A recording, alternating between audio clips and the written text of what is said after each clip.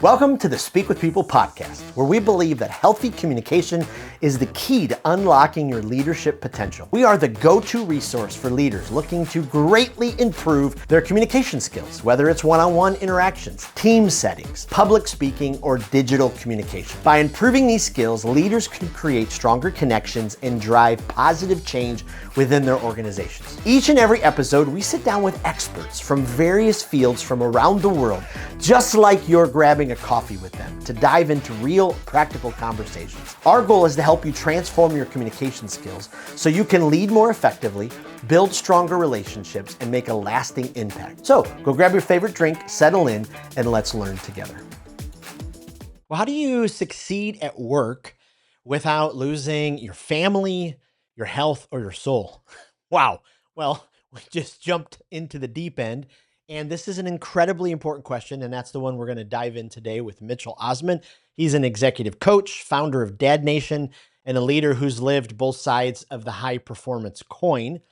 So today's episode of the Speak with People podcast, we're going to dive deep into what it takes to thrive, really, in all of those areas of life. And I love his story. He's going to tell you more about it, but just how he kept fighting, climbed out, rebuilt his marriage, and now coaches leaders to do the same. I got to tell you, I've been following Mitchell online. I've been so encouraged, downloaded their freebie from their website filled with incredible questions.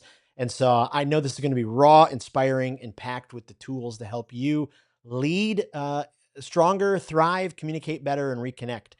Mitchell, thank you. Welcome to the Speak with People podcast. Jason, it's a pleasure to be here, my friend. I am so looking forward to our conversation, and thank you for that beautiful lead-in. I'm just happy to be here, man. I love it. I love it. So we talked maybe off camera. You're in Calgary, and so, but I don't. Man, this is probably a tough place to start, and I didn't tell you I was going to do this. But I don't really sense like the thick Canadian accent. You know, I grew up in Detroit, across the border, and I had friends that said about, and all of that. You know what? It's because I'm a podcaster and I'm a coach, and 90% of the guests that I communicate with, 90% of my clients are based out of the States. And so I talk to Americans all day. And at the end of the day, we're just parrots, man. So that's why I sound like I get Canadians coming up to me and they're like, "What part of the States you from? I noticed that drawl." I'm like, I've actually, no, I'm from the same city as you, man. Yeah, it's funny. I love it. I love it. Well, hey, before we hop into the questions, we get the conversation going. Tell us a bit more about you. Give us a little bit peek into your story, who you are, what you do, what's got you to this place. Yeah, that's a great question, Jason. And I'll try and keep it as short as possible. But one thing that does resonate with people is a bit of my transformation story.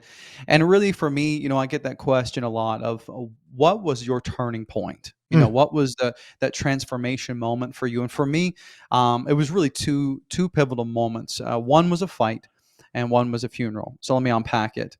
If you can picture, the fight was the first one. Me and my wife were sitting on the couch in our living room, and it all hit the fan.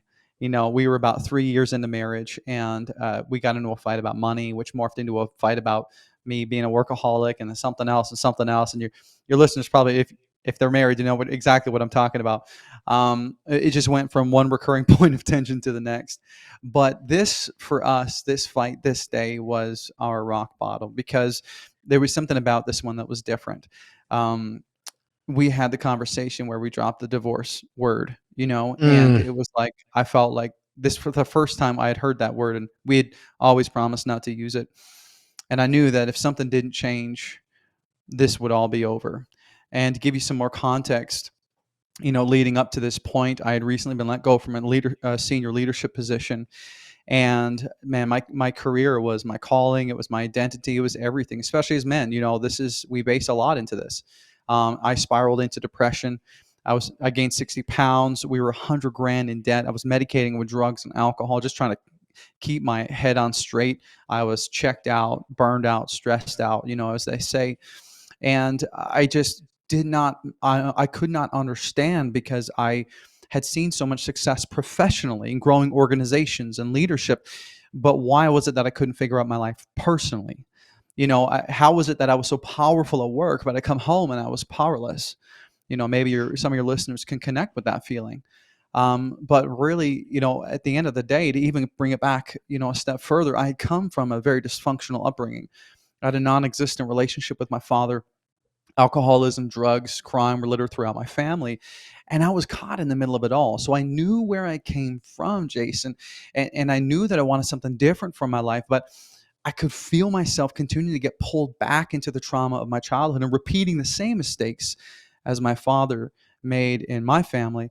And when I would yell at my wife, like, I could hear him in my own words, Mm. and I hated it, but I couldn't stop it, and I knew I was called to more, but I didn't know what that looked like. And at times it felt like I was two different people trapped in the same body.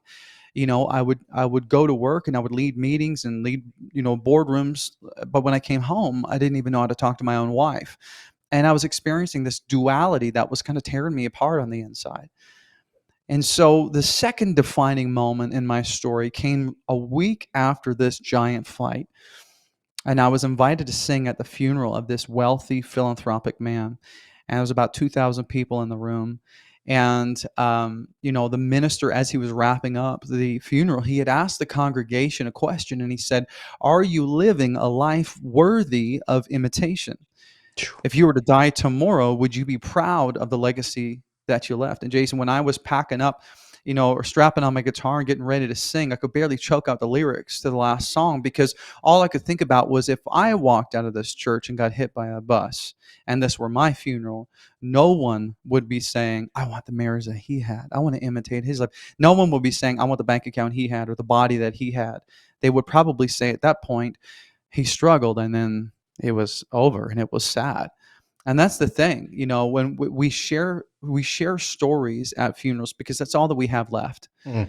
to talk about that person. And by the time I packed up my guitar on that, after that funeral, I was determined that I would rewrite my own story, not just for me, but for my family and my wife and my son. And I committed to writing that new story. And it sounds intense, but I decided that day that I would have to die to the man that I used to be in order to become the husband and father that I knew I needed to be for my family. And so practically, I mean, I knew that if I wanted to get different results, I would have to stop making the same decisions, right? That's Einstein's definition of insanity, doing the same thing and expecting something different. And so I surrounded myself with men who were living where I wanted to go. These men, like my ceiling was their floor. You understand what I mean? And they Mhm. surrounded me and they encouraged me and they showed me what was possible. They held me to the standard that I said I wanted for myself. And Jason, within 18 months or a year and a half, we paid off over 100 grand of debt. We completely restored our marriage. I lost the 60 pounds, built a lean, confident body, and I was clean of substances and distractions, and I was calm, confident, and content for the first time. And so that was the transformation. And then, because I was in positions like public positions, everyone started asking questions like, "Mitch, what are you doing, man? You're on fire." And so I started helping friends of mine, just buddies who were having a hard time in their marriage or losing the weight or struggling with challenges in work. And then one of my friends challenged me. He said, "If you really want to have impact, if you really want to live a life worthy of imitation, you should start a podcast and start helping the world, teaching them the principles." So I started the Dad Nation podcast. And that was about 2 years ago. And then within 6 months, I had listeners all across North America. And then they started reaching out and asking me, "Hey, do you sell anything? Could you coach me? Could you help me?" So I said, "Sure, I'll figure it out." I mean, at this point, I've helped so many people get out of debt and restore their marriages for free. So why not? And Mhm. that was, about a year ago. And I've, grown the Dad Nation podcast to be a top 10% rated global podcast, and then a six-figure coaching practice, all fairly quickly. But I'm just passionate about the fact that you are the most qualified to help the person you used to be. And that's my story, man. And so, I'm not high on any sort of platform or, on any kind of moral horse. I'm just really good at telling guys what not to do because I've made all of those mistakes. You know what I mean? And so that's a bit of my story, man, and how I got here. Wow. My goodness. Just incredible. It's so amazing. For many years I was a public speaker in schools, and so I did assemblies. So stood before elementary kids and middle school kids, You really high school kids, you really want to feel good about yourself as an adult, stand in front of 800 middle schoolers because they'll tell you quickly, exactly what they think. But it's amazing now. Most of my time is spent in rooms with corporate leaders and business leaders. But I stand in front of these rooms and I see the same 13-year-old. It's absolutely incredible. Some of these business leaders, they walk into the room, their shoulders are slumped. They can't look anybody in the eye because you could just sense the shame and the guilt and, whatever's holding them back.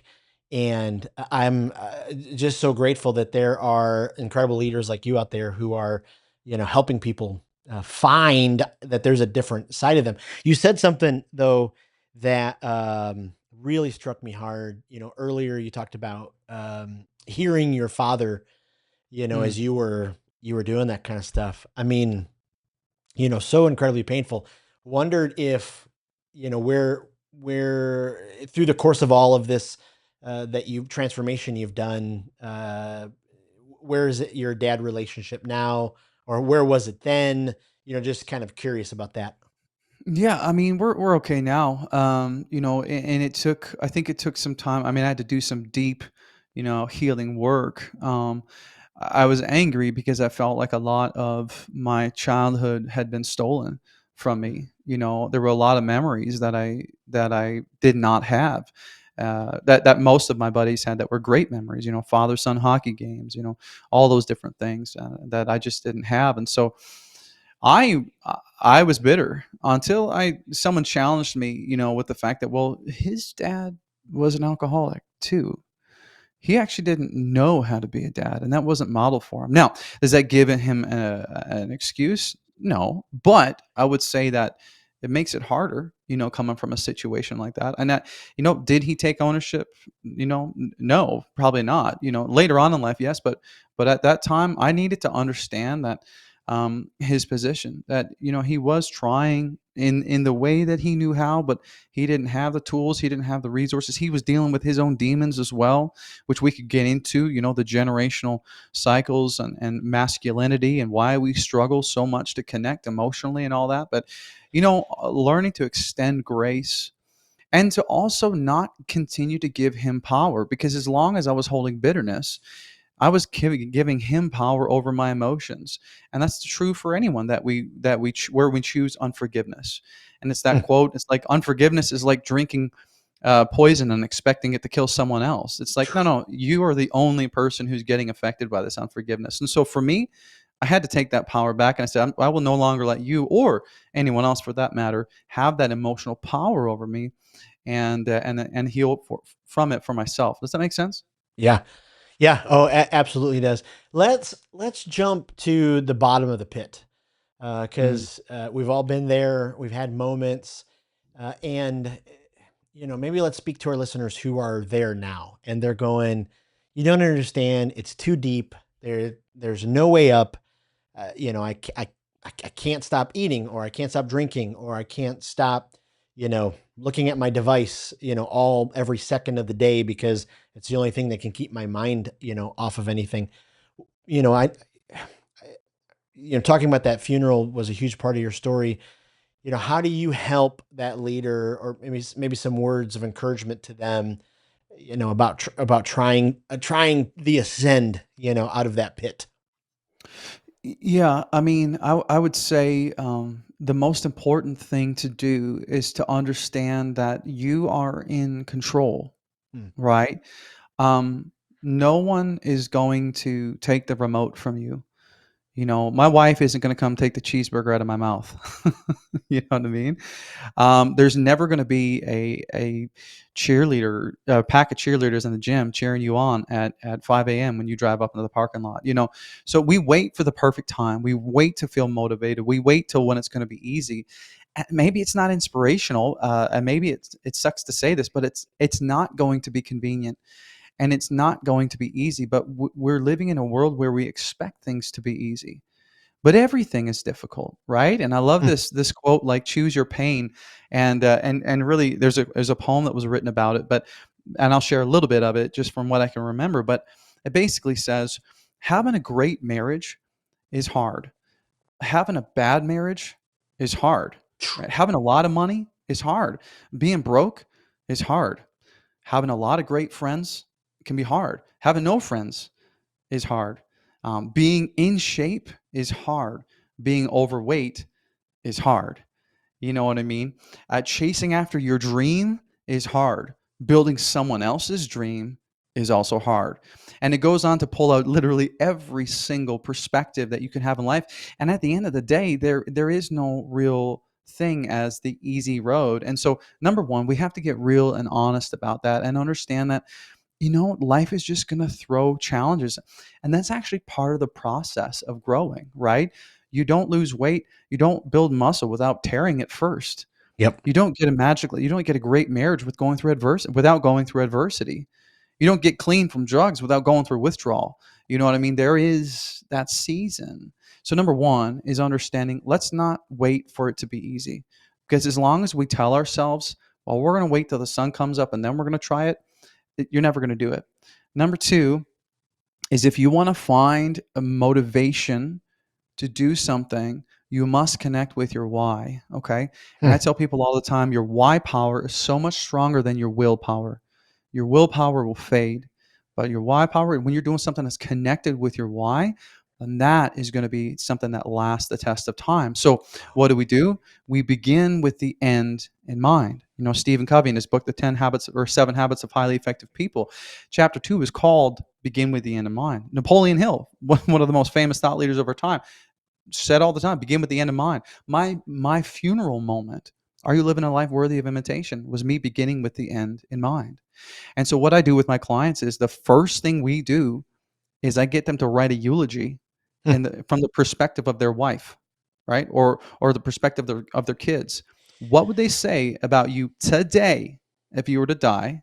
And then you're going to write a second version of what do you want them to say at your funeral. And then you're going to read that to me, you're going to read it to your wife, and you're going to make a declaration of the man that you said you want to become. Because once you're faced with your mortality, and once you're faced with the reality, with the end in mind, then we can get a real clear picture of who we want to be. And so we must understand where we're going into the future. Because I could say all day, well, I want a six pack, or I want to have a better marriage, or I want to, whatever. But that's too ambiguous and it's too short term. Like it's like, why do you want to get into shape? Well, because I want to look good with my shirt off. Okay, but here's another reason that might be deeper, that might be more connected to our why. For example, I want to be strong enough and healthy enough to walk my daughter down the aisle one day. I want to be able to throw my grandkids in the air and play with them and play catch with them. I mean, that kind of stuff is deep and it's visceral. It's long term. So we're beginning with the end in mind, right? So that's one thing I would encourage your listeners with today is like, what do you want to be known for? And so many people don't think about that. And let's bring it even shorter term. I'll often ask my clients, what do you want? And I'll tell you, Jason, 90% of them don't even know because they spent their whole life building their business or building their career or whatever. And I'm like, or serving someone else's vision.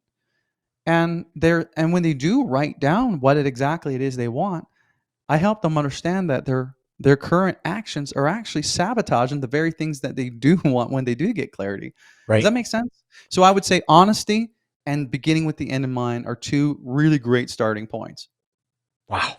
Just incredible. As you were talking about that, I was thinking through, why do you think it's somewhat sometimes so much easier for us to excel in work and not excel at home? Why do we approach our professional career and we put time into it and energy and we show, and then at home we expect the same results, but we don't put any of the same effort and energy.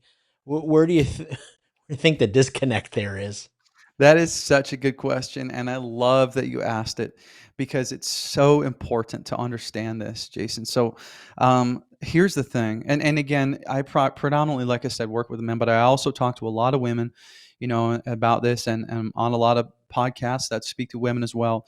But at the end of the day, especially for men, is it's very, very easy to quantify your success at work, right?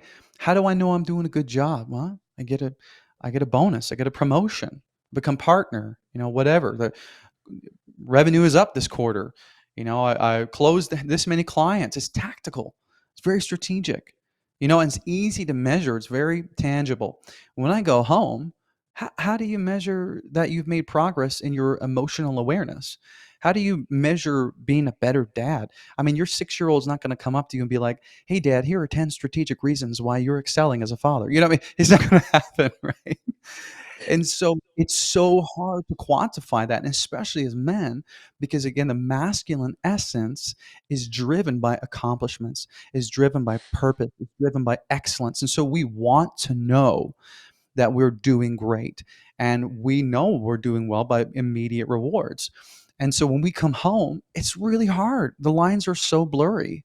And so what do we do? Because we don't have the metrics, we start treating our family like our employees.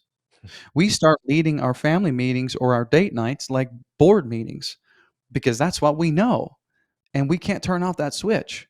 And then what happens is our family starts feeling disconnected because they feel like dad became the boss or dad became the CEO of the family. You know what I mean? And so that is huge. Understanding that there is a switch that needs to be flipped. I talk to guys all the time. Like I literally had a conversation with a client last week, and he said, "Man, I don't understand. I come home and my wife is complaining about this thing, and she gets so frustrated. And I tell her what she needs to do to fix it, and I tell her the strategy, and I let him talk, and I talk, and he talks. And I said, "Listen, man, I hear you, but I said, how many men do you lead at work?" And he's like, "Well, I got a crew of about 80 guys." So okay, 80 guys. You've got your wife at home. I said, "How many of those 80 men are you sleeping with?" And he was like, none. I was like, "Okay. So if you're not sleeping with these people, then that must mean you have a very different relationship with these men than you do with your wife at home, right?"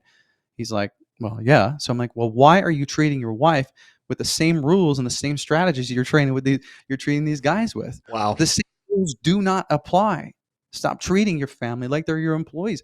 Different tactics." You know Yep. what I mean? Does that make Yep. sense? So in a long story or a long way, that's some things that I would say make it difficult for us to really lead at home like we do at work. Wow. Absolutely. Going back to the funeral analogy, past life, I officiated a lot of funerals. So Mm.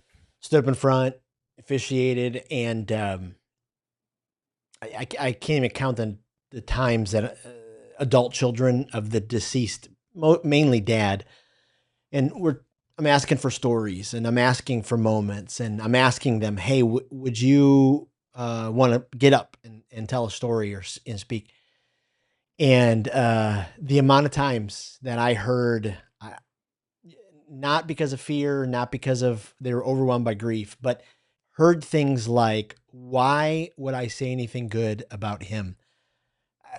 I mean, it just took my breath away every single time. And so maybe speak to dads, about how important their communication is. Modeling it when they're talking with their spouse in front of their kids, how important their communication is to their kids, and then, teaching their kids how to communicate. Because I don't know if we understand how much is being absorbed by our kids, how we interact with our spouse, how we, communicate to them. I think sometimes we're just like, I'm just because I hear it from leaders all the time, and I've been there. It's just talking. It's just words. Well, Mhm. it's pretty powerful, and you're registering something that could be, lodged there for the rest of their life. So, would love your thoughts on that. Well, that's a great question. I think maybe I'm going to write a couple things down here because I tend to think faster than I can speak. So I want to make sure I get it. I get it all down. But there's a big thing we need to understand is that before we start talking about how to teach our kids as men, we must first understand that it's very normal for us to struggle with even emotional awareness and Mm, emotional leadership, because in order to teach our children, we must first know we need to model that first, right? And I'll talk about that in a moment. But if you're listening to this and you're feeling like I don't even know how to label my own emotions, let alone teach my kids how to do that, let me tell you, you are normal, Mm. and it's understandable. There's a psychological term devoted to this called normative male alexithymia. You can Google that. It's a mouthful.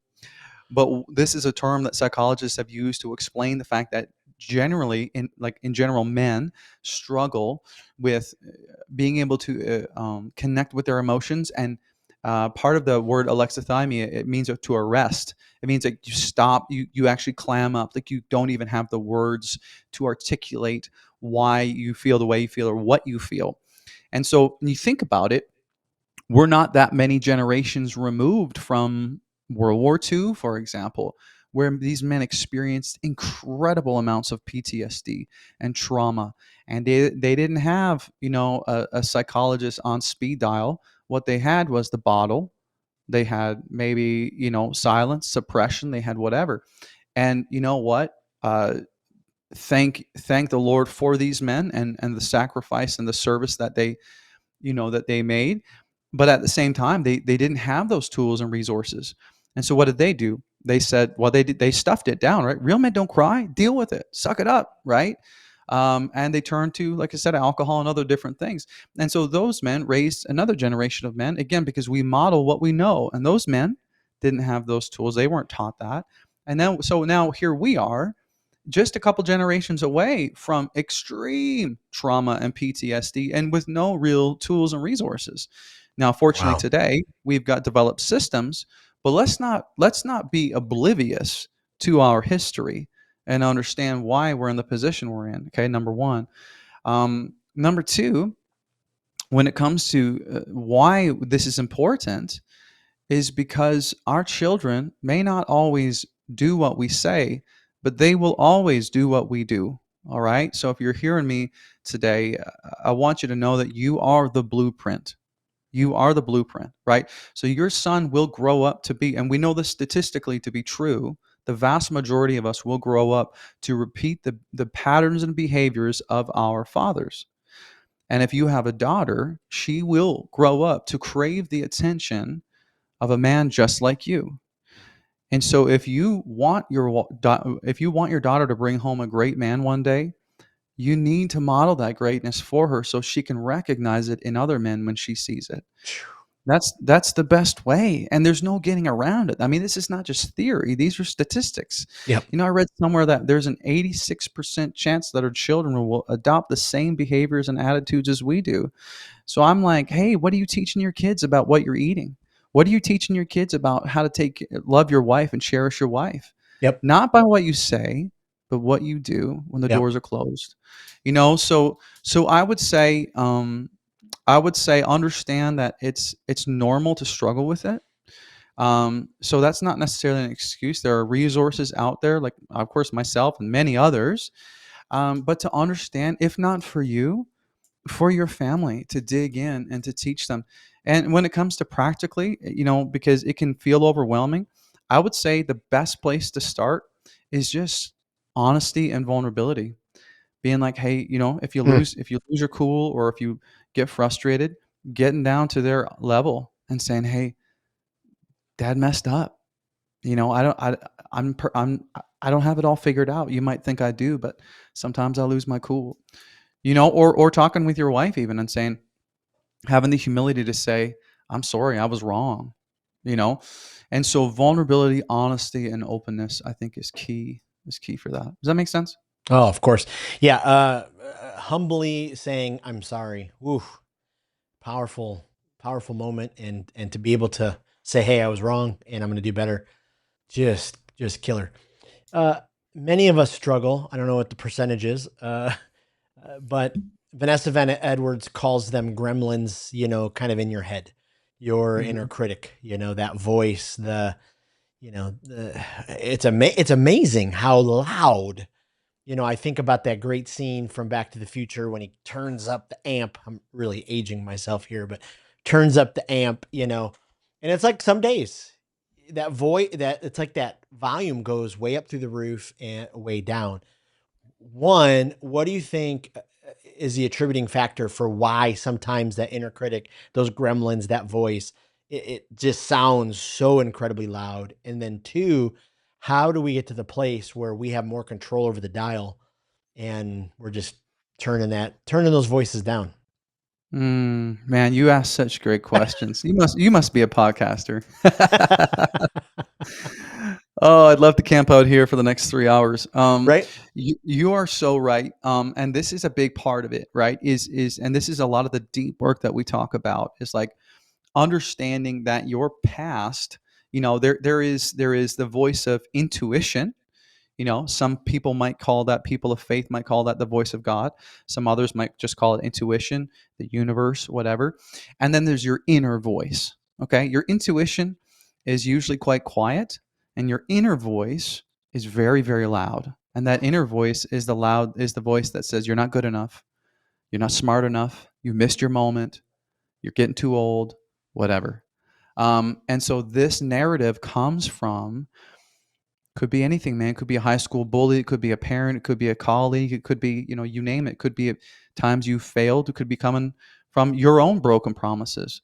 You know what I mean? And so what happens is these stories play on repeat in your head, and it's a tape that just goes on, and you have to learn to silence that voice and listen to the intuition, right? So if you don't mind, I actually have a framework around this exact thing that I'd love to share with your Love it. listeners. So part of this, part of the framework, the overarching framework is called the author's advantage. And in short, I'll say real quick, but most people think that your past, leads into your present, and then your present determines what you do in your present determines your future. But in reality, really what that means is your past determines your future, because if you have a sort of victim mindset of like, well, this is just, what happens to me. This is my lot in life, because of this is what happened. You live a lot of your life on autopilot, and we know 95% of our decisions every single day are subconscious. Only 5% are conscious decisions. So that's why we wake up every single day, and sometimes wake up a year later and don't even know what happened to the time. It's because Mm. the vast majority of our lives have been lived on autopilot. And so, what I want to encourage you with today is that you can flip the script. And so, through the author's advantage, you can take the pen back and rewrite your story. And the way we do it is we turn the model on its head, and we say, actually, let's start with the future and go to past or present and then past. So, what that means is, right in the beginning of this conversation, I said, begin with the end in mind.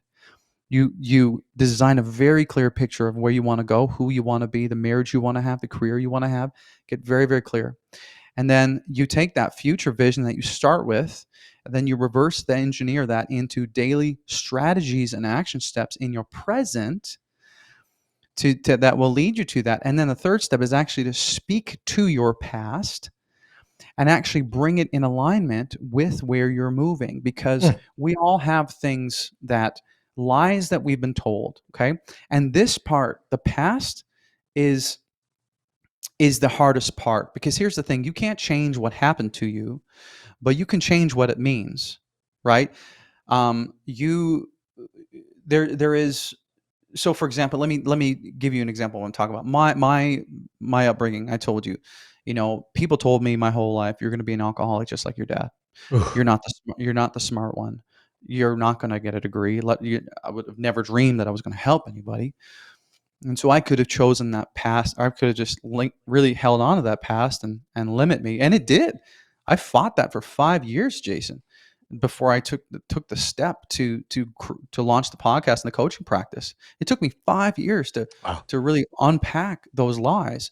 And so what did I do? Instead of saying, well, this is just who I was and this is just who I'm going to be, I said, no, no.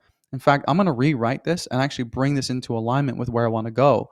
So maybe that this past actually serves a purpose. Maybe this can be fuel to this fire. Maybe I can use this to actually rewrite my own story, rewrite those lies that I believed, in order to give me the passion and the intensity and the tenacity to go for what I'm going to go for. And so what I'm going to teach your listeners today is there is a 5-step process to rewrite these lies that we believe. Because you were just talking about this narrative that goes on in the back of your head.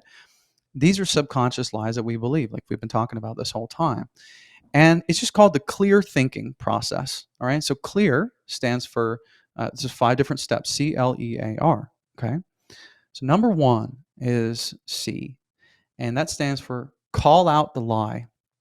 Okay, so I want you to ask yourself, what lie am I believing in the present because of something that happened in the past? What is it? Is it that I'm not smart enough? Is it that I've missed the moment? Is it that I'm just an angry dad? Is it that my wife doesn't love me? You name it, right? Number two is stands for it's L, and it's going to be locate the source. Now that you're understanding what that lie is you're believing, you're going to ask yourself, where did it come from? Get curious. Did it come from a bully in high school? Did it come from maybe, your father or your mother or whoever that might be? 85% of our core beliefs are formed by the age of 18. Hmm. So the vast majority of our belief system and our narrative is actually formed before we even finish high school. And so that's why it's so important to dig backwards, right? So locate the source. Number three is E, and that stands for evaluate the cost. This one is huge. What is this lie costing me? Is it costing me my marriage? Is it costing me my peace? Is it costing me respect of my children? Write it out, feel it, own it, right? And then the fourth step is A, right? Affirm the truth. Now you're going to say, what is true? What is a greater truth than that lie that I was believing? And maybe that's going to be like, you know what? If you're struggling with you thinking that um, maybe your wife doesn't love you or say something like that, you could question and be like, well, no, she tells me she loves me every night before she goes to bed. Or my kids say that I'm the best dad ever, so I can't be that bad, or whatever, right? And so you actually affirm the truth, and then that's really what we're doing. We're extracting the limiting belief from our subconscious mind. We're locating it, right? Discrediting it, and now we're replacing it with Wow. truth Yeah. and planting it. Then the last one is R, okay, and that's reinforce with action. So now what you're going to do is you're going to back up that written truth with actions, because belief without behavior is just wishful thinking. Hmm. And so now you're going to ask yourself, if my truth is that I honor my body, then how am I going to reinforce those words with my actions? What does it look like to work out 3 times this week? If my truth is I lead my family well, right? Then maybe you plan a family date night with no distractions. And that's how you start tactical actions that reinforce that belief in yourself. And so you do that with every lie that you believe, that clear framework. I tell you, man, over the course of 3 to 6 months, you will be a different human being. This is called neuroplasticity. This is how we rewire the way we think. Yep. So does that all make sense? 100%. That is incredibly powerful. And I know that's going to be, in for me, I'm going to go ahead and rewind that quite a few times on, on this podcast. And I know our listeners, it's going to be a great help for. That's incredible. Well, can I tell you real quick, like how I did it, just for your listeners? Like I told you, I had done all this. I'd lost the weight. I'd paid off the debt, restored the marriage, all that, and then I had this gap where I was just living it and helping people for free. And then someone said, "Start a podcast." I said, "There's none of that. I'm not smart, right?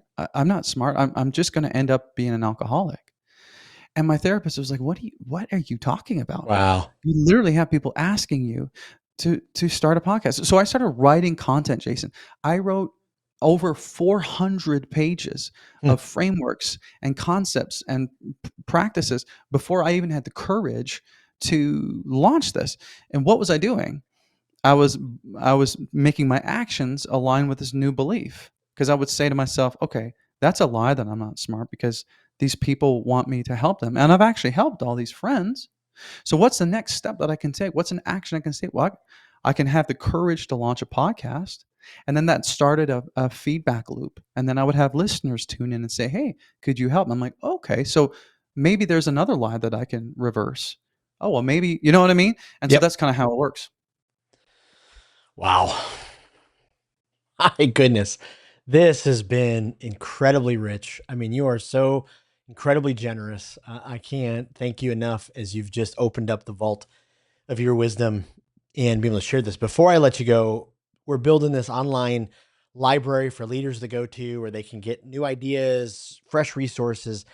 Is there a speaker that you just you just highly recommend? Every time you hear them, they check the boxes. You just keep going back to their TED Talks or whatever it is. Mm. I mean, there's two that come to my mind. I'm a big fan of Craig Rochelle. He's a huge leadership guy. And then Simon Sinek, especially if you're a leader and you're looking to serve others powerfully. The timeless leadership truths. Those two men are phenomenal leadership experts and phenomenal leaders themselves. So those are a couple names I throw out there. Absolutely. We're not all podcast listeners, but if you are, is there a podcast, either guilty pleasure, you love your gardening podcast, or true crime, or a development one that you just keep going back to, you highly recommend? Oh, that's a great question. Graham Cochran. It's called the Graham Cochran Show. He is a guy who runs multiple seven-figure businesses off of 5 hours a week each. So he runs four off like 20 hours a week, which is bonkers. But his systems and practices are insane, and he just gives it all away for free, and it's amazing. And I've been following him for a few years, and everything he teaches is just gold. So anytime I can get the time to listen to another podcast outside of editing my own or being a guest on someone else's show, I'll tune into that one. So He's also a fellow Tampa person, and he is. he's been on my list to try to get on the podcast. So that's a good reminder of how. Yeah, he's spectacular. And then lastly, is there a book that you're just like, boy, every leader, you've got to read this at some point? It's funny. It's right here. It's called The Ruthless Elimination of Hurry by John Mark Comer. And this is what I'm reading right now, and it's incredibly challenging. It really challenges the leader's paradigm on the paradox of rushing and hurrying, and actually what it does to your mind and your productivity and your family and your children, and how to really implement rhythms of rest in your life, which is so critical. So especially for people who are kind of chronic to overworking, like myself. Incredible. Where can we send our listeners? Where's the best place for them to find out what you do, how to connect online, all that kind of stuff? Yeah, man. Thanks for asking. First of all, before I share that, I'd love to give your listeners a free gift if you're okay with that. Of course. I just got a free a PDF that they can download called the Connection Code, which is 50 questions to spark the fun and get the fire back in your relationship. And these questions are specifically designed. We talked a lot about men and their emotions, and our partners need to be connected with emotionally. And this is powerful tool that all of my clients use. And so whether you're going out on a date night or you put the kids down, pour up a glass of wine and just take 2 or 3 questions off this list, and they're designed to help you connect with your spouse on a deep level, and you'll really enjoy that. I'll give you the link. You can put it in the show notes, but if you just go to dadnationcode.com/code, you can download it for free. But with that, yeah, you can check out my podcast or the podcast. Yeah, it's just Dad Nation Code, or the Dad Nation podcast is a big one. And then you can just check out the website as well. This is Dad Nation Co. If you just Google Dad Nation, you'll you'll see me kicking around. My Instagram recently just got hacked, and so that's been suspended and shut down, which is super frustrating. Oh, So if you try and find my podcast, you won't find it right now until I win this war with Meta. But for now, you can hit up the YouTube channel, which you can find all of my content, all my teaching, practical stuff is up there. Tons of great stuff, you guys, and I'm just a huge believer in giving it away for free. So any way I can add value to you guys, I'm all in for it. wow. Wow. We will post all of this in the Facebook group. We'll put it in show notes. Mitchell, I can't thank you enough. This has been phenomenal. I can't wait to dive in. I did want to say I did download the code earlier, and I love it. I'm a lover of questions, and there are some questions on there that I thought, ooh, okay, I gotta employ those. So thank you so much for being on the podcast today. Yeah, you know what? Thank you for having me. And I'll leave your listeners with this quote that's been resonating with me. And it's just that time is the only currency we spend without knowing the remaining balance.